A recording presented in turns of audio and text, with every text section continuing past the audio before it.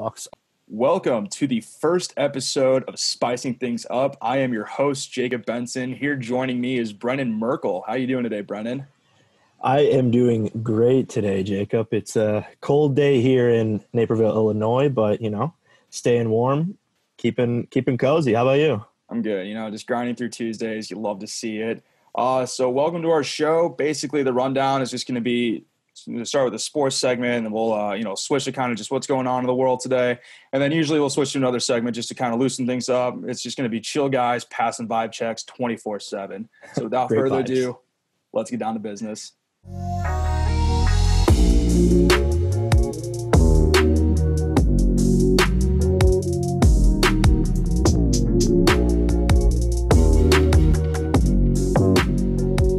Brennan, what do you think of Monday night's football game with the Ravens against the Browns there, my guy?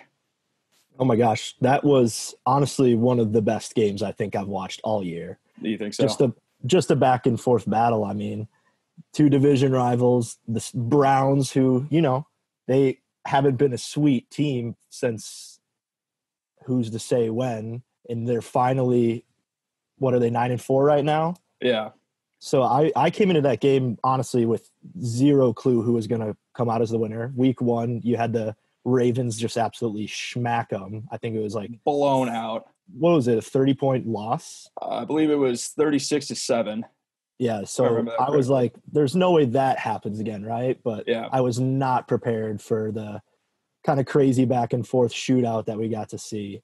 Yeah, in the NFL, you can't really have both teams win, but I would say just from watching that was a scoregami match right there. So I would definitely say both teams kind of came out with their own dub. Lamar Jackson with the poop and then just throwing the touchdown as soon as he comes right back out. Well, I mean, how do you even come up with like a cramp? Like, what kind of cramp do you think he was having? Like, you just tell your coach. John Harbaugh's just like, all right, yeah, make it quick. We're going to need you when our third string gets injured again. I have seen firsthand what the Chipotle for lunch, Wingstop for dinner run has looked like, and I'm telling you right now, Lamar Jackson, those are not cramps. That dude was about to blow. He's not even a throwing quarterback, too. Just what the funny thing about that was, I was cracking up thinking about it. It actually was like, as soon as he came back out and he threw that bomb touchdown, like right off the bench. Remember that movie and the other guys in that scene where the Dwayne "The Rock" Johnson and Samuel Jackson just jump off the roof, and then like the funeral, Terry's like wasn't even awning, just jumped 20 stories, and then I'm just looking at it and I'm like, when Lamar Jackson, man, this guy just pooped and just threw a touchdown. Like, he's not even a throwing quarterback. Like, it was just making that correlation was just ridiculous in my head. And that was just cherry on top to the whole situation. It was honestly hilarious. Trace McSorley gets in for 3 plays, doesn't do anything, and you're like 4th and 6, then you see Lamar jogging back on the sideline. I thought I was laughing for 10 minutes after that happened. He threw touchdown his first play back. Honestly, you can't write it up much better than that. And yeah, and I know it's not like a entirely defensive game, but Myles Garrett, potential defensive player of the year. You see he plays a lot better when he plays with his hands rather than with his helmet. Yeah. So he was kind of bottled up though. They had some of those other guys kind of stepping up on that defensive line. No, I agree. Like, when you have both of those quarterbacks, defense is kind of all you have at that point, because either way, it's just going to be a shootout. Baker Mayfield's playing his ass off this year, and it's starting to show. I don't know what his deal's been. I mean, you look at Colin Cowherd, just like, bringing him on the show just to kind of like talk smack in his face, and he kind of deserved it at first. I mean, yeah, you could blame the coaches or whatever, but like Baker Mayfield is definitely stepping up this year. Baker has definitely got that competitive edge over many quarterbacks. So, oh yeah, and R.I.P. to all the Vegas bettors that took the Browns +3. God. What a bad beat! Last second safety. One of my good friends lost some money on that, so I won't talk too long about that one. But that's an awful end to the game for a lot of bettors. Up to that point, I was just like, so I was watching the game with friends, and I had no clue how Vegas is able to come up with those kind of odds and have it almost exactly. Like, remember that Michigan State basketball game earlier this year? They had Michigan State -10. They had 20+ lead going into half, and then at the very end, I can't remember who they were playing, but they came back and the score was like within 10 points. And I was like, how the hell do you predict Vegas had it spot on? Yeah, dude. Like Rain Man's definitely working in Las Vegas right now for casinos. So, and then, oh yeah, I guess another highlight from the weekend. So, Florida players are in trouble right now, especially a very young Marco Wilson who decided to throw Cole Taylor's shoe across the field. Can't do that. But that actually, looking at that, that just reminded me of when George W. Bush was giving that speech, and just the shoe was just thrown at him out of nowhere, and he like just goes and points at the guy. And then, thinking about that also, was Marco Wilson like? Is there any record that he wasn't at that speech? Like, what do you think there? I don't know, dude. I'll have to take some look at the film to see. Maybe he was a potential suspect. It might have been him. You never know. Yeah. See some of his throwing motions. Could have been him. Yeah, I think he's the college football DeMarcus Cousins now. And Why is that? I think he should, well, because he's also he's a shoe throwing all-star there. So it's a good title to bear across your shoulders. Hey, it's an extra skill to have.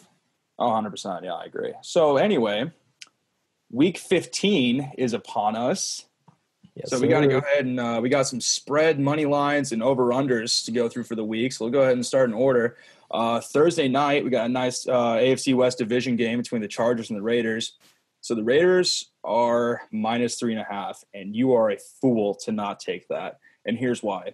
The Chargers have been shooting themselves in the foot the entire season. Justin Herbert started out pretty strong, but, you just cannot compete with Derek Carr's chip on his shoulder. But, yeah, like the Chargers, ever since they lost to the Chiefs, it's been downhill from there. Yeah, so everyone remembers when the Raiders beat the Chiefs in like week 5, I think it was. Yeah. But ever since then, they lost to the Falcons, blowout loss, get destroyed, which disgusting Falcons game. Back? They almost lost to the Jets if it wasn't for that Hail Mary. The defensive coach called an all-out blitz on the last play of the game. So the Raiders are a very iffy team. I think the Chargers, you can't really bet on either of them, and they've lost plenty of games they shouldn't have, and I think that's a lot due to Anthony Lynn being a horrible coach. Yeah. No offense, but I don't know. In this one, I think I'm more drawn to possibly betting like the over rather than betting on either team. I can root for the points. Like you said, Justin Herbert, he's probably the favorite right now to win Offensive Rookie of the Year. I think he's on pace to beat Baker Mayfield's passing touchdown record for a rookie quarterback. Yeah. So the over is 53 right now. So are we hammering that? I think I'm hammering it. You're hammering the over. I think both of these teams are kind of hot on offense right now, and neither defense is looking too great. So no, I'm definitely there for the points. I don't know if I can commit to either team for a win, though. They are just broken shells of men right now, if you look at it this way. Like they had Kinda so ugly. much hope and promise starting out. It's depressing to see this. Oh, but all is not nigh, though. We have 2 Saturday NFL games this year. So we're starting Saturday NFL. Yeah. They're taking for the boys to a whole new level. So we got the Bills versus the Broncos Saturday at 3:30. So who do you think's favored in that? I'll let you guess real quick. Ooh, who's favored? Yeah. I'm going to guess that the Buffalo Bills are favored in that one. Brennan, you are actually correct in that. The Bills have are a -7 favorite right now. I'm going to go ahead and just predict an entire blowout on here. Drew Lock has lost to the Chiefs twice this year, and I think that's destroyed his confidence as well. And he's just kind of had a rough season overall, in my opinion. You know what I think is going to happen? I think Drew Lock is going to forget that they are playing on Saturday and is going to go out Friday night, get hammered, blackout drunk, and, Fangio is going to be calling him at like 3 p.m. like, hey, dude, pretty sure it's in Denver too. And smoking Drew Lock's going to probably come onto the field still drunk, and it's not going to be pretty. I think try his hardest. What was the spread? Like 6.5? It's 7. 7? That's hammer the Bills. Absolutely. And it's just I'm predicting a blowout here. Hammer the over. Over under's 50. you're a fool if you're not taking that line right there. Might I add, the Bills are actually tied for number one against the spread this year. So You know what I've there's been hearing? Been hearing some chirps. Oh, yeah? Here's what I've been hearing. So I keep seeing people are expecting a potential Bills-Browns AFC championship. I wouldn't hate it. Those are two different teams that aren't the usual ones, but no, if somebody were to tell me that 5 years ago, I would have told them to get the hell out of my house. I would have thrown up on their face. I would have puked all over myself. As if somebody ordered a Filet-O-Fish from McDonald's, I just would have thrown up all over the place. It's nobody. I don't know how Justin Allen has managed to turn this team around entirely. Josh Allen. Oh my gosh. Brain farts. I feel bad for him too. He would be in that MVP race right now if it weren't for some other quarterbacks just absolutely playing their asses off this season. Absolutely. But let's be honest here. It's probably going to be Chiefs Bills if we're really looking at it realistically. Probably. So hard to count the Chiefs out. No, they already clinched they had a pretty poor division here. They've already clinched that. I think they officially last night they got the first seed. So I believe so, yeah. I mean, they got that first round bye locked up. Yeah, before Mahomes, that would have been kind of dangerous still just to think about it, just because they choke in the playoffs almost every year before that. But we'll just have to see this year. It's going to be a very interesting playoffs because, they added that extra team too in there. So the other Saturday game though, might I get to, my friend, the Carolina Panthers and the Green Bay Packers. Spread is 8.5. And I feel horrible for the Panthers this year because they have lost every team they have lost to this year. It has been a painfully close game. It's it's literally like raising up the cookie jar from the kid that's just complaining all the time. He's trying to reach up higher, and they just keep moving it up. They are not getting any luck. And Aaron Rodgers, as much as everyone hates him, he is having a hell of a season. Speaking of MVP quarterbacks, Aaron Rodgers is 39 touchdowns, 4 interception. I think he is leading the QB category or the QB rating out of the whole NFL of starting quarterbacks, at least. Don't ask me what that means because I don't know, but QB rating is important, I guess. Yeah, and I've already been seeing a ton of speculation on social media, at Twitter and stuff. If the Chiefs and the Packers play each other in the Super Bowl this year, you know what that's a repeat of? What's that? Super Bowl I. No way. Yeah, so there's already just great storylines beginning to happen already there. What year is this? Is this 101 or is this 102 in NFL seasons? Can't remember if the season 100 was last year or not. It's been around that long. Yeah. I should have paid more attention in sports history. Yeah, no, I have no idea. I just know Super Bowl I because because we're talking prior to the merger, right? The AFL NFL merger. Yeah. Super Bowl era, yeah. Super Bowl I was 67, 68? Yeah, so it's not the 100th season of Super Bowl era, but just rather 100th season. Around 55 whatever. This year? Or 54? 54, yeah. 54, gotcha. Well, going back to that game, I think I will take the Packers. How could you not? 8.5 is a lot of points, but they have the chance of snagging a first round bye still in the NFC. So I think they are going to cover. The fact that they haven't already is kind of shocking to me. Because what other team besides the Saints maybe? In the NFC? Yeah. Yeah. I think they have a good chance. I cannot stand the Packers. You're a Bears fan. We hate them with every fiber of our existence. The world would be much better off without the Green Bay Packers, but they're actually kind of giving me I envy them. A reason. They're giving me a reason to pay attention to the NFC this year. No offense. But so actually speaking of next game is the Bears and the Vikings. Bears-Vikings. Another division game. Let's go. What are you thinking? Well, obviously, I will try and put all bias aside, but my initial take of this is, Bears are back with Mitch Trubisky as their starter. He's at the helm of the offense, and they have looked pretty good on offense these past few games, scoring like 25 and then 36 on offense, which is some of their better outings of this entire season so far. And add to the fact that their defense wasn't playing well, but last week they got Akeem Hicks back on that D line, and he is a key for their defense. And when they matched up against the Vikings last time, I think Dalvin Cook, I think he might have had like 90 something yards rushing, modest day on like 30 carries though. It's key to have Akeem Hicks on that defensive line for the Bears. And honestly, I think that they both have chances to make the playoffs still, and I think they are both going to be gunning for it. So I'm picking Bears money line. I don't know. I think the spread was spread's 3.5. Vikings are favored. I'm taking Bears. Okay. Well, I do not mean to add insult to injury or don't take this the wrong way at all. I can definitely see the Bears having an 8-8 season, and then they can make the playoffs with 8-8. I think. Yeah. It's possible. But like, you guys are just going to rally behind Mr. Trubisky and Matt Nagy, and even though you hate both of them, so you have such a love-hate relationship with them.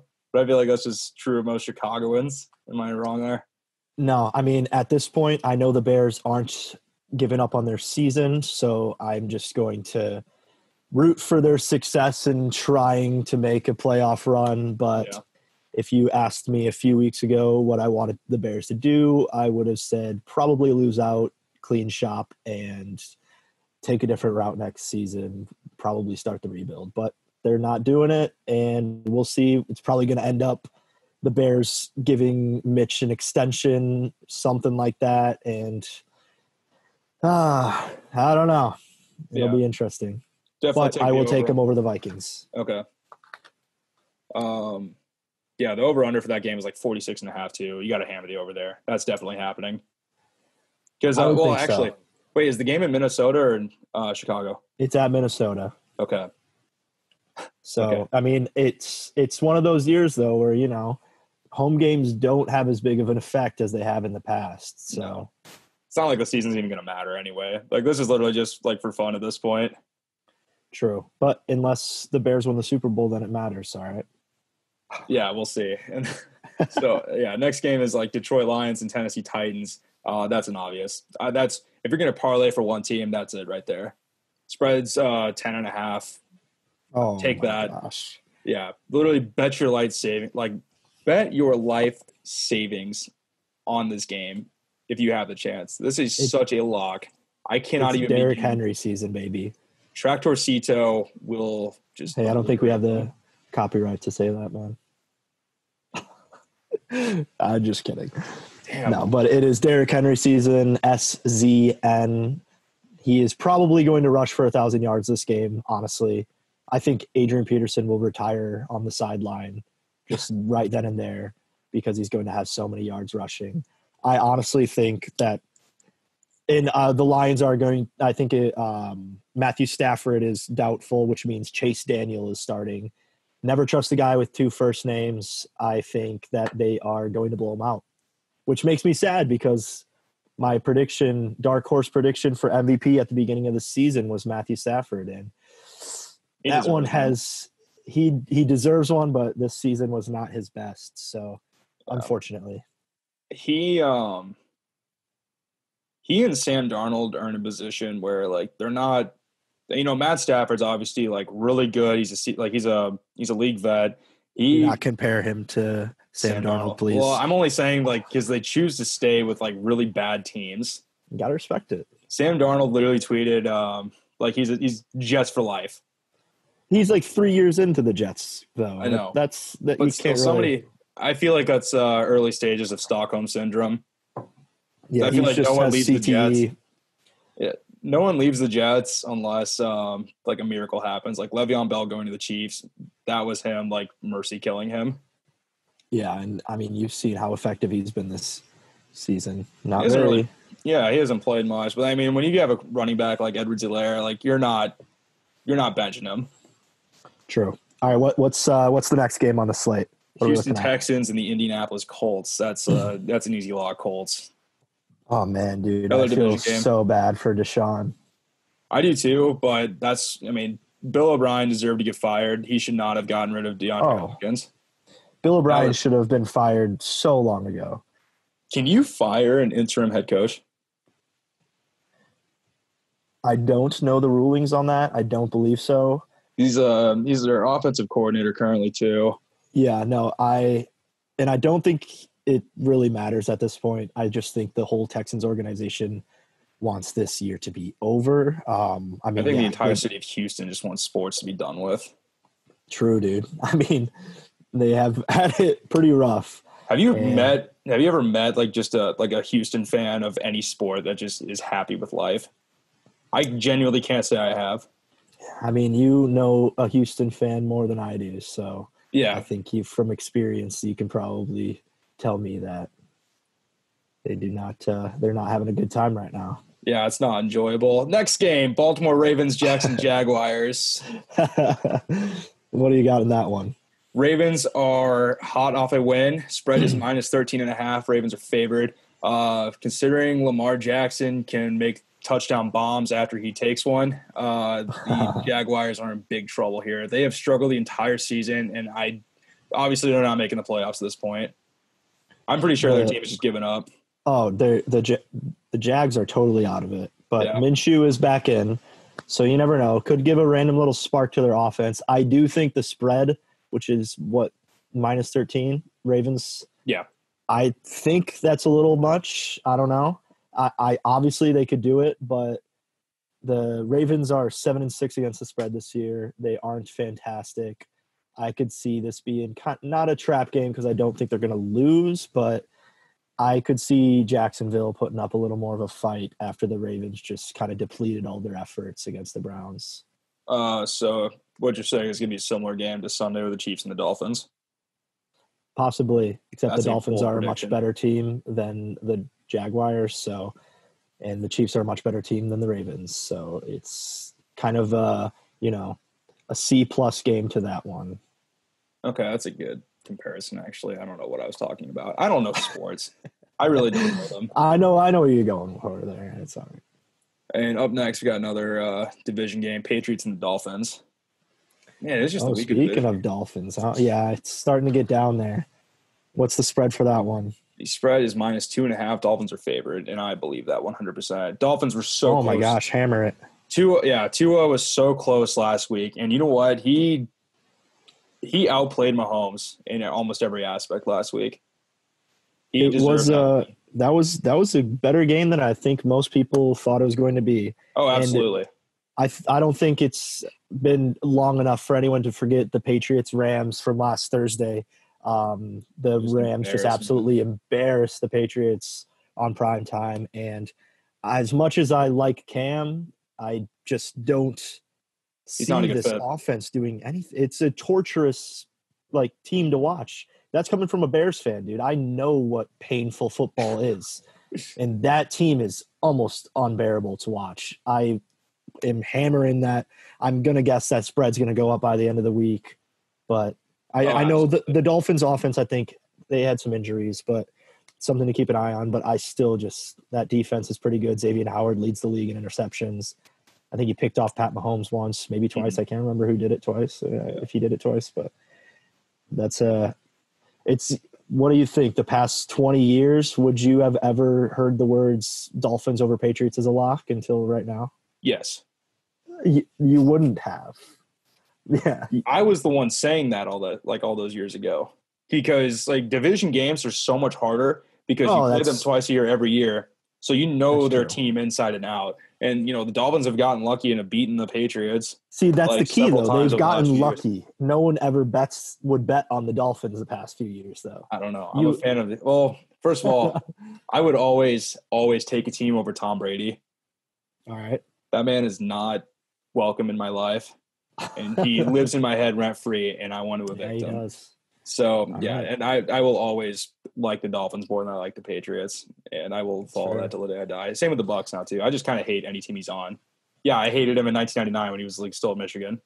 So you didn't know who he was then? Nope, I wasn't even born. Hated him coming out. All right, up next we got the San Francisco 49ers and the Cowboys.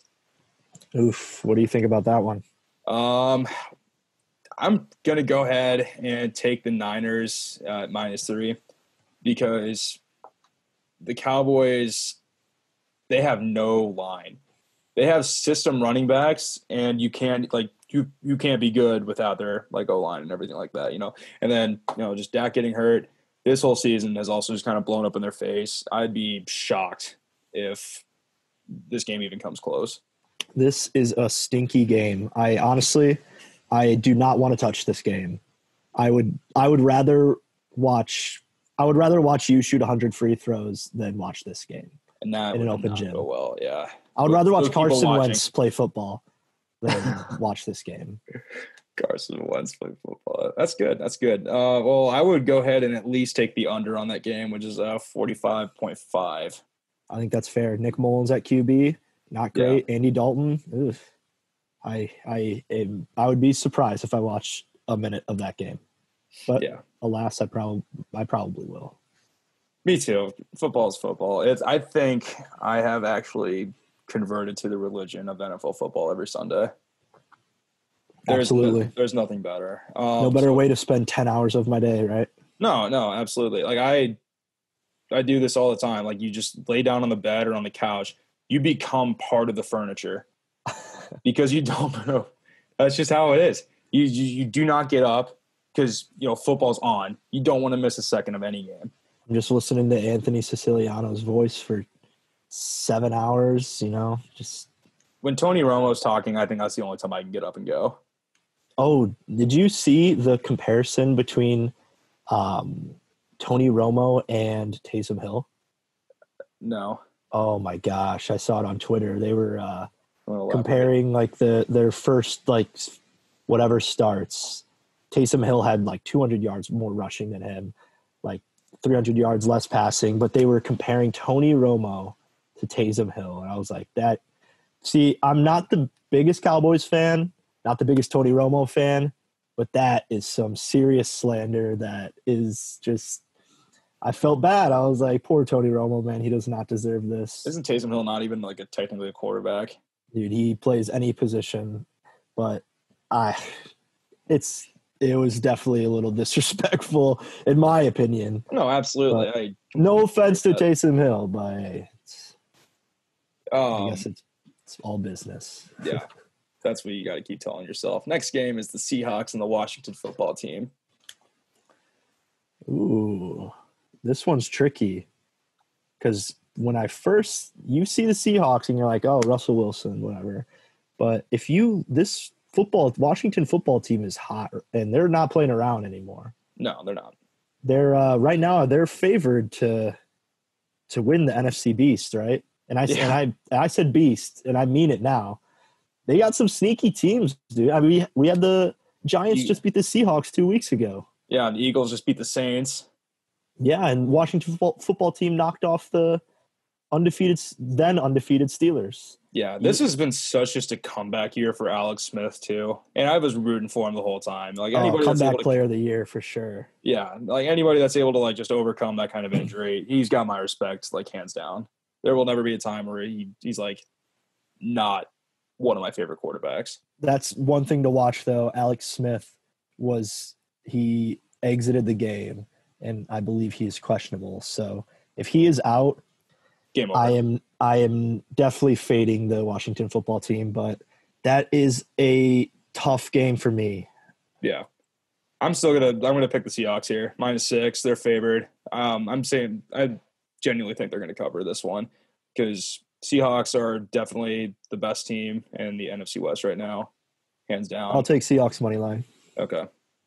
Up next, we got the Bucks and the Falcons. So Bucks are favored, obviously, but honestly, with how the Falcons, so both teams are kind of flip-flopping roles here.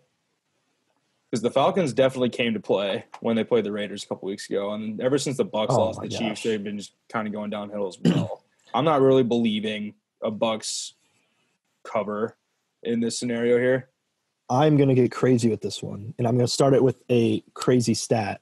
So the 9-4 Cleveland Browns currently have a minus 20 point differential this season, meaning that they've been outscored by 20 to their opponents. And on the opposite end of the record spectrum, the 4-9 Atlanta Falcons have a plus 6 point differential. So they've lost some disgusting games, obviously, but they're putting up points. And I think I'm going to take the Falcons to cover. I don't know if they're going to win outright or not, but I think they'll cover. I don't know. I think the Falcons cover. I think Brady and the Bucs are streaky, and I think they're beatable. For sure. I could not agree more with that statement. Falcons are definitely going to cover that one. So up next, we got the Jets and the Rams. This one's pretty plain and simple. I think the spread is literally minus 17 right now. I think that's for fair. The Rams. That is a cruel and evil spread, but I think it's very fair.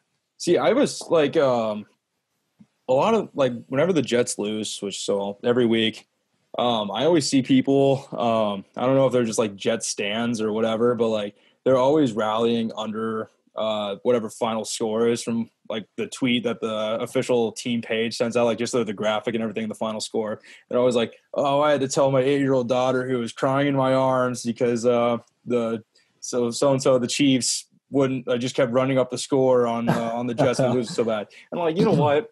I couldn't tell they were trolling on it, probably because everybody's got them. But thinking about it, if your team is that bad, you deserve to get ran up on like that from an offense. Like, at least they have to look forward to having the number 1 overall pick. That's probably what they're looking forward to at this point now. Yeah. If they don't get Trevor Lawrence next year, I'll be shocked. Oh, I would be very shocked. I mean, unless he doesn't want to go there, but that's a completely different story. I honestly believe that the Jets might not score in this game. I could see that too, honestly. And because the Rams will have their backups in by halftime, honestly. Right. Because if they want to bridge that gap, play defense. That's all you got to do. You're in the NFL for a reason. I don't know if it's just the system or like just the play calling or what, but like coaches need to be fired after this year. Well, I mean, now they're missing their defensive coach. I think they're got fired because of that. The Raiders. I think it was, unless it was like a defensive skills coach, but I believe their defensive coordinator got fired because of that Raiders game. That's a tough loss to have right in that right in the middle of the season too. Oh, that's brutal. They almost had a win, and So yeah, I think we can definitely agree that the Rams are the obvious pick in that one. Right. So up next, we got the Eagles and the Cardinals. I kind of want to take the Eagles here. They're plus 6.5, but with how they played against New Orleans the other night, I am liking this one. Kyler Murray's had a great season. Don't get me wrong, or at least he's improving by a mile. But I'm liking the Eagles cover here. What do you think? You asked me 3 weeks ago who to pick in this game. It would have been easy. But now Jalen Hurts, he looks pretty legit. I mean, he looked good out there. Kyler, he's been a little banged up. He looked a little bit better. I mean, they just routed the Giants, but it's going to be a tough one. I think I would rather go with the over, which is 48.5. But I think AZ pulls it out, but the minus 6.5 may not happen. No, not at all. Jalen Hurts, he went to Oklahoma, right? Yes, sir. Two Oklahoma guys. You love to see it, honestly. I love watching games like that. And, I think it's going to be a shootout, dude. It's just two young gunslinging guys. I mean, not gunslinging, I guess, on Jalen Hurts' part. He can throw, but both can run. I guess maybe not gunslinging, run-slinging. Is that something? I don't know. You just created it. But yeah, I would definitely say these two are two of the best scrambling QBs in the league right now, hands down. I agree. Yeah. And I think Jalen Hurts is he's got that starting job on lock as of right now. So for sure. You can't say otherwise. Especially because, Carson Wentz, he's gone. So up next, we got the Chiefs and the Saints. Chiefs. I can't even worry about them anymore. Is that the night game or is that? That's 3:25. Night game next week is Browns-Giants. Oh. But, Chiefs, I'm going to take I would be more comfortable taking a money line on this one because you can worry about them an entire – the spread's 3. Oh, come on, dude. I know that's kind of an insult, but The I mean the Chiefs have been Chiefs are having really close games lately, though. So I could see why either of those teams would cover. I don't know. I think they're going to be mad about only beating the Dolphins by 7. I mean, Chiefs are such tryhards, dude. They're going to come out there. They're probably going to run it up. I think that the Saints defense did not look good against the Eagles. Yeah. So, I mean, maybe they just didn't have a game plan in for Hurts, but either way, I do not think this game is going to be decided by only 3 points. Well, watching the Chiefs play just throughout the last 2 seasons, it's literally watching a cat play with a mouse. Like, yeah, they can end their life whenever they want, but they kind of want to just toy around with them, see what's going on. Because then you can just throw in Travis Kelce and Tyreek Hill, and you're running up like, oh my gosh, running up the score like it's nothing. It's incredible to watch. I am a Chiefs fan. I'm a diehard Chiefs fan. Always have been. So no question there. But I have had anxiety watching every game, and then within the last 2 minutes of the fourth quarter, they get like a last-second touchdown because they are the most procrastinating team in the NFL, or at least the most procrastinating offense. And then you get Daniel Sorensen or Tyrann Mathieu getting a pick at the very last play of the game and ending it. The Chiefs are like that one guy that's in your class that's like, yeah, dude, didn't even study for this test. It's probably going to go really bad, and then gets a fucking 96 on it or some shit. And you're just like, all right, dude, I hate you, but respect, Homework brain. That's what it is. It's exactly. 100% homework brain. All right, then up next, we got the Cleveland Browns and the New York Giants. I am liking this game a lot. This is going to be a good one as well. What is it? This is Cleveland minus 3.5. Is that the spread? Yeah. Dang, that line is kind of ridiculous to me, honestly. I mean, obviously, I think the Browns are going to pull this one out, but that's going to be an incredibly good game to watch. Maybe. I mean, the Giants just got destroyed by the Cardinals. The Browns just played some of the best primetime football I've seen this year. So both teams are coming off a loss. I definitely would say that's true. At least and I mean, I guess the Giants just beat Seattle 2 weeks ago, but I just don't think these offenses are comparable, dude. Oh, no, they're not comparable at all. But I'm just saying, I would like to see the Giants at least try. Yeah, no, but I think Myles Garrett, trophy guy in this case.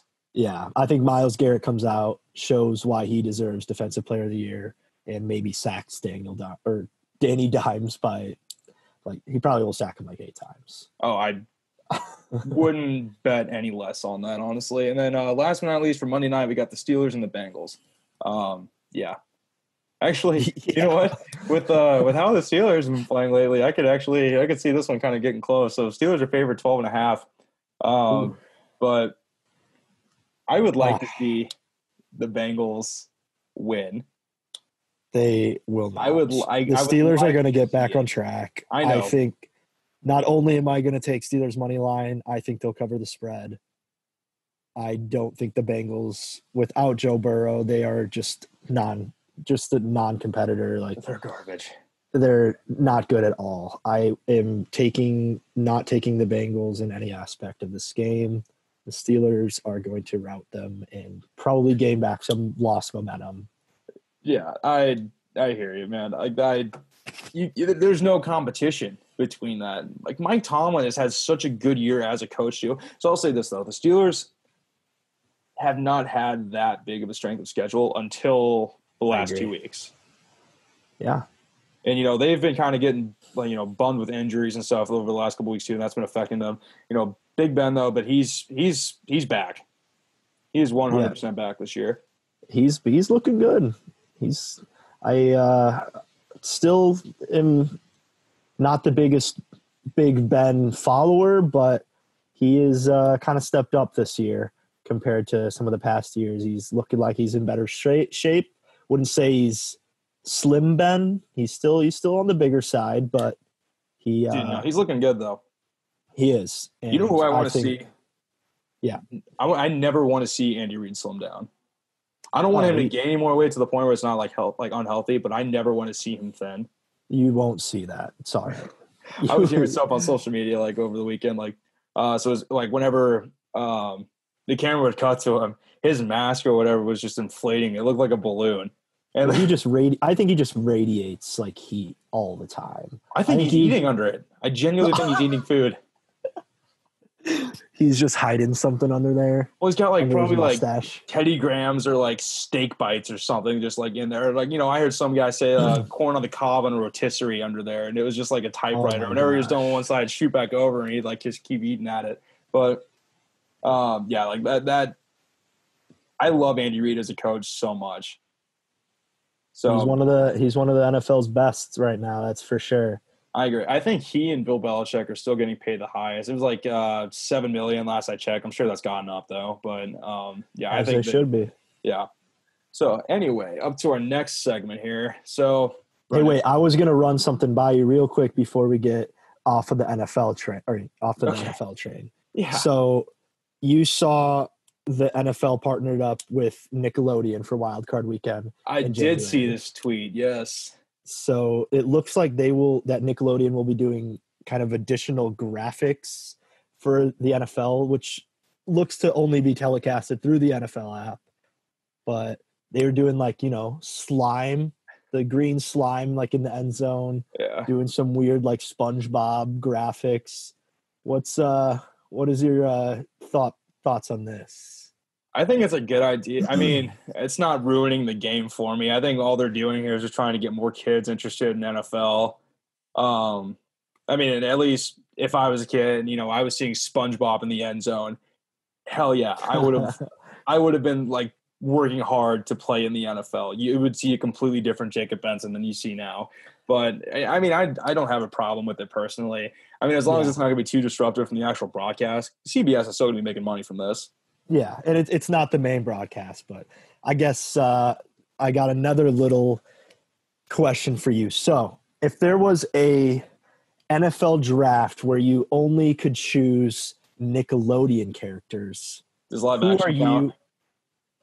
Yes, it does. Yes, it does. Okay. All right. Who are you drafting for your team? Josh Peck as QB or tight end. I see a QB. So are we talking early Drake and Josh Peck? Because that dude, no, I'm talking season 4. Season 4 when he hits like the Oprah hitting season, that one. Gotcha. But, yeah, that's a good tight end. I would say like for a quarterback that I'd definitely take the next round, Freddie Benson from Mike Harley. That dude's got an arm because he's got to hold the camera on his shoulder the entire time, like they're like filming episodes. That dude's got a cannon.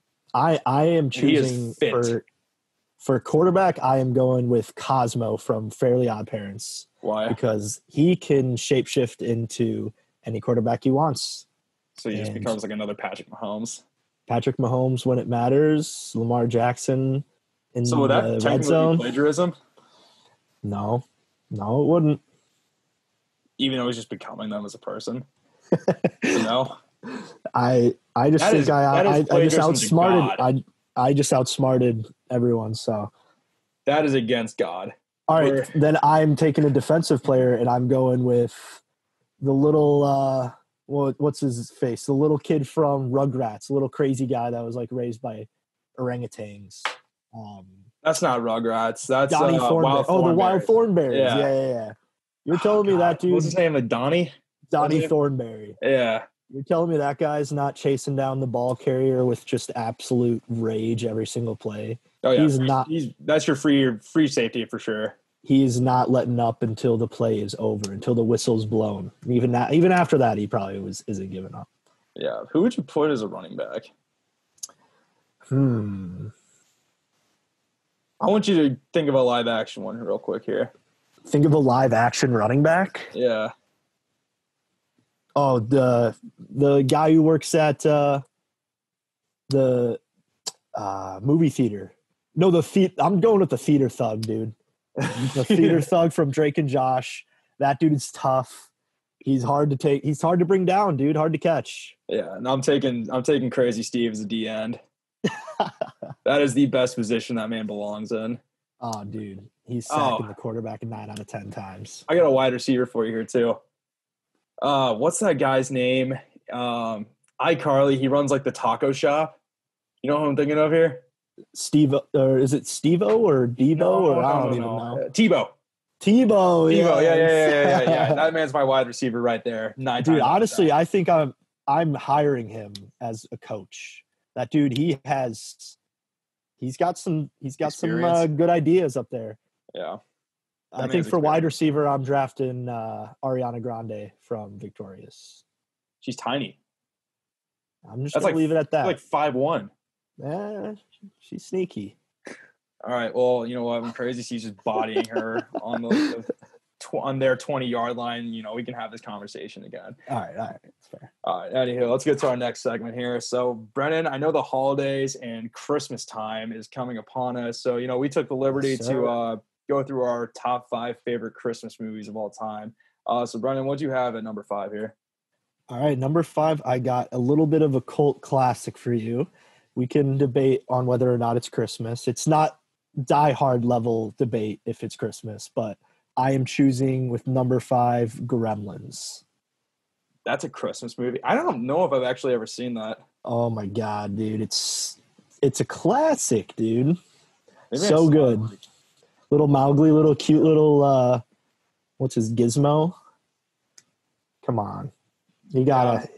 I'm sorry. I don't think I've seen it. I'm sorry. Well, I got a number 5 for you that might just top that. All right. Disney's very own The Santa Claus with Lord and Savior Tim Allen. Oh my! We don't say that name on this podcast.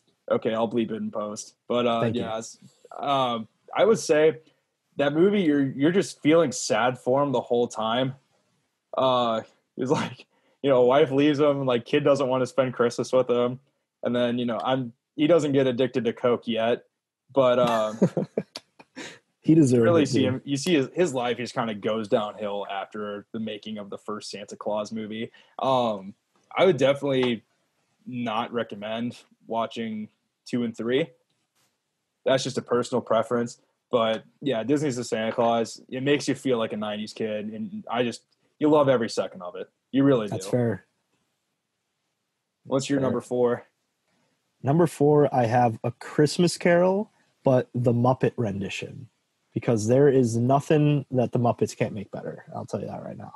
That's the one with Michael Caine, right? I think so. He's the butler from Dark Knight. Alfred. Is he in? Yeah. Oh my he's gosh. He probably is. It's been so long. It's that a butty got Christmas, isn't it, mate? Oh yeah, piss in my ass. Did he play Ebenezer Scrooge? Yeah. Oh no way. Okay.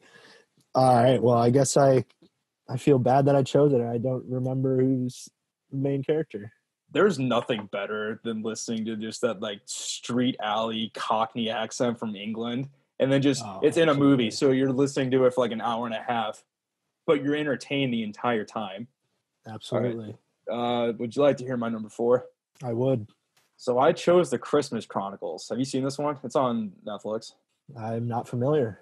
Okay. So basically the premise is Santa Claus doing a Kurt Russell impression the entire time.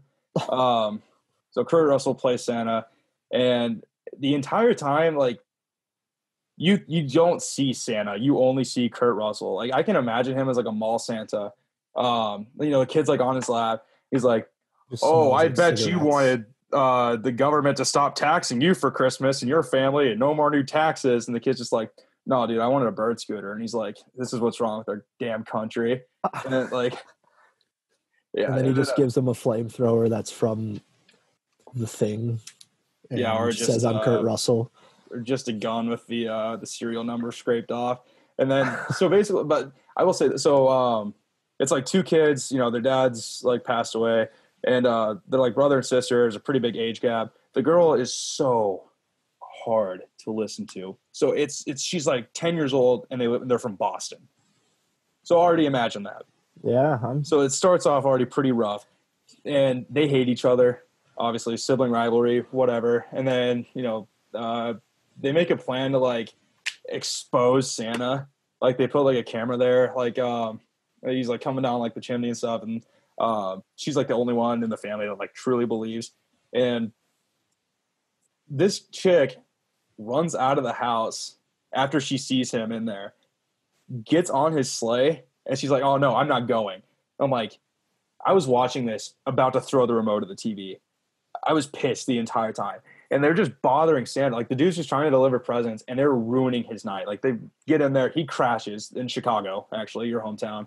And their first thing, they walk into a bar, So imagine you're in this bar in Chicago and you see an old guy in a Santa Claus outfit with 2 kids and he's asking to borrow someone's car.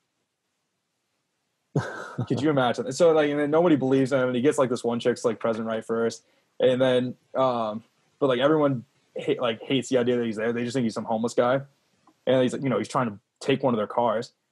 But my favorite part of the whole movie is when he goes to this table of a Chinese family and he speaks fluent, perfect Mandarin, and like just to prove he's Santa Claus, and the guy, like the dad of the family, just goes, "Hey, I speak English, asshole." And I'm like, oh my God, yeah. I mean, that's a Kurt Russell thing to do, obviously, to speak Chinese in front of an American family that is from Chinese origins. But like, the movie was tough to watch, but I would still keep it at number 4. All right. Do not even watch the second one. I'll just say that now. I'm doing you a favor. I probably wasn't planning on watching that. Okay, what was your number 3? We'll move on. Number 3, I got a classic with "It's a Wonderful Life." Wonderful Absolute Life. classic. That's the black and white one, right? Yeah. Every time a bell rings, an angel gets its wings. I'm going to kill myself, see? Yeah, exactly. You know what I'm talking I about. love those old-timey voices, too, especially like in broadcast. Like, it's the funniest thing ever. But so like, why'd you pick that one, though? Like, I haven't seen it. Such a feel-good movie. It's just a classic, dude. It's like a little mixture of, Back to the Future, except he actually just wasn't alive, wasn't a human. And, everyone gets their happy ending at the very end. And that brings joy to my heart. Exactly, dude. It's a nice little Christmas flick. I would say my number 3 is Home Alone. The first one. Very good. And very good. Before we start, I actually just saw on social media, so people were wondering how Mr. McAllister, Kevin's dad, can afford that big-ass house in Chicago and afford to take 13 people on first-class flights to France during the holidays. And then I remembered he's in The Sopranos. Was he really? He works with Tony Soprano and like Waste Management. That explains it. Like that's exactly how he got it. And then like the 2 burglars are, I think they're mobsters. They're just going to check on the house and be like, "Oh yeah, it's a real nice house you got here. Be ashamed if something happened to it. Yeah. We kept the receipts. Got the receipts. Be ashamed if something happened to it. Stay woke." I think Mr. McAllister I think he owned the Portillo's chain, actually. I think he's Dick Portillo.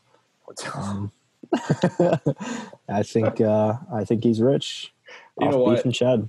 That's one of the best takes I've heard about that movie. But yeah, that one's always a classic. I usually cry at least once watching it. I'm a pretty emotional guy when it comes to that. So like, I have no problem expressing it. It's a great movie. It is. Like, what was your number 2? All right, number 2 is Elf, because that was mine. I think I was going to say there's no way that Elf is not in anybody's top 5. It's just an absolute. I don't think anybody knew when it first came out that it was going to be as big of a Christmas hit as it is today. But can't go Christmas season without watching it at least once. I have a hard time not laughing whenever I see Jon Favreau on camera in that movie. What do you play, the doctor? Yeah, he's a doctor. Yeah. I'm pretty sure he directed the movie too. But yeah, no, he's great. I love that James Caan from The Godfather is in that movie. James Caan is so funny in that movie, dude. He's just that stoic expression the entire time, just like it's weird, Well, my favorite aspect is he's got like a 12 or 13-year-old son, and James Caan's easily in his like late 50s or 60s by the time that movie came out. Like, 2003? So yeah, I get that. Sometimes actors have to like play younger people to get roles, but like that was unrealistic. Absolutely, unreal. I mean, at least like Mary Steenburgen, she's around there. That could have been believable, but oh my God, James Caan, no way. I don't believe. Hey, I think she's one of those sneaky older women that if you looked it up right now, you'd be like, damn, she's that old. Yeah. Well, okay. I will just go ahead and replace my number 2, the Charlie Brown Christmas special. That's a good one too. Or is that the one with the flimsy ass tree? Yeah. Yeah. I actually, Yeah. I just went to TJ Maxx with my girlfriend a few weeks ago, and I got like an $8 canvas of Snoopy just chilling on top of the house with like Christmas lights around it. And Nice. it's my treasured item right now. But that movie taught me how to like jazz and be tolerant of it and hearing it in public. And I've since added some of the soundtrack to my Brim Miss Spotify playlist. So, you like jazz? Yeah, like that. jazz. That movie is fantastic. That's one of the most heartwarming ones I've ever seen. You don't need a tree to be happy, no? Yeah, very true. What was your number one? All right, dude. I apologize ahead of time if we have the same number ones, but I feel like this one is the only acceptable answer that we can like say that it's our favorite, because I have to say Christmas Vacation. Yeah, how'd you get out of my head? That's actually I was looking at that right now. Oh, yeah, that was my number one. Like, yeah, okay. Well, let's just talk about it together then, because that was my number one.